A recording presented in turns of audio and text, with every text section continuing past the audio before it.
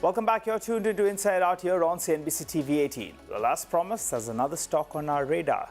Sonal, introduce the stock to us. Tell us, what are you focusing on in our Swotlight segment? Okay, so Nigel, I'm going to be talking about Chemplast Sanmar. As I told you earlier, that this has been a stock which has been buzzing off late. In fact, it saw a lot of traction in the month of December. The stock, though, has not given much returns since the time of listing. In fact, it listed at a discount of 3% to its issue price, and the stock price is actually currently below its listing price of 550 rupees per share as well. So the underperformance continues. The company is a leading manufacturer of PVC paste resin and is also backward integrated for chlorine, ethylene dichloride and vinyl chloride monomer, and this gives exposure to caustic soda, chloromethane and hydrogen peroxide markets as well. So yes, backward integrated is something which is a positive here.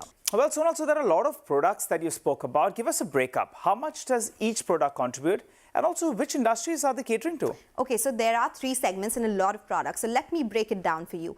Each of them have number of products. So the first segment is specialty chemicals, which is 21% of the revenues. And this has two more segments. Specialty paste PVC resin, which caters to footwear. There's auto upholstery, there's leather and mats as well, with a capacity of 66,000 tons per annum. Then there is custom manufacturing, which caters to pharma, agrochemicals, API molecules, chemicals, and has a capacity of 1,068 tons per annum.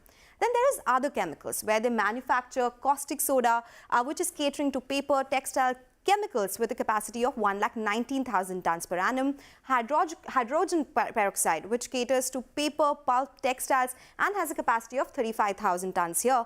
And lastly, third and the biggest segment, which is suspension PVC, which is used in infra, real estate, irrigation, and this is 66% of the revenues of the company. The biggest capacity here as well, more than 3 lakh tons per annum. Now, as per the company, it is the #1 manufacturer of specialty paste PVC resin in India, #4 of caustic soda in South India, #1 in terms of suspension PVC in South India, and second largest in India as well. It is also the #1 manufacturer of hydrogen peroxide in South India. Okay, got that. How does all of this look at in terms of revenues as well as margins?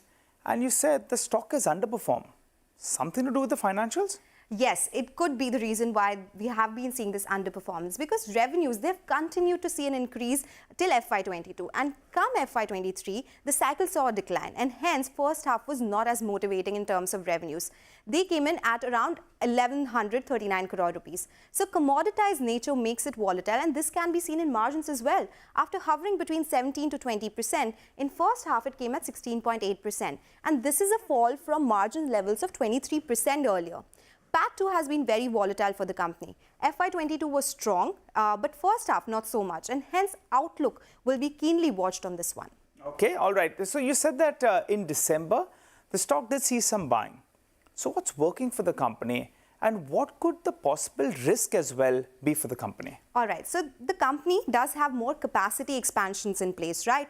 That could be a big trigger going forward, along with the focus on custom manufacturing. That is one thing that worked for them. PVC prices, they have been going up. The general idea is that PVC prices have now bottomed out and will only see higher levels from here. So that also bodes well for the company. Additionally, after a few years of pain in the balance sheet, company is now a net cash company. So there has been a decline from levels of 2,100 crore rupees to now net cash levels. In terms of risks, the biggest one being commoditized nature, right? During COVID, there was a massive upside move in PVC prices, and then we saw massive decline as well. So that is something which keeps financials very volatile. So decline in PVC prices could be a risk, and if bigger players come up with more capacity, say Reliance Industries, then it could keep prices under more pressure, and that could be a risk. Okay, let's round this up then, Sonal. You've given us a fair bit of understanding out there. Couple of things. One, promoter holding, and second, valuations. All right, so the promoters, that is Sanmar Holdings, they have close to 55% stake in the company. As far as other investors are concerned, some big names. We have Mirae Asset Equity Savings Fund at 8.5%, Axis Mutual Fund Trustee Limited, that is around 3.5%, SBI Long Term Equity Fund, they have a substantial stake at 9.44%. There's Franklin, HDFC Life Insurance Company Limited at around 1.75%. There's Government Pension Global Fund as well at 1.37%. Now, while we have been talking about underperformance as well, that's the reason why the stock trades at reasonable levels at 10 times one-year forward earnings. Okay, all right. So now, thanks a lot for that. That was an interesting one. Chemplast Sanmar, well, interesting, been a bit of an underperformer, but various triggers lie ahead. But we've completely run out of time on this episode of Inside Out From Sonal and myself, it's goodbye. But do write to us and tell us the companies you want us to discuss and you want to hear about. And we'll feature these on our show. Thanks a lot for watching us today.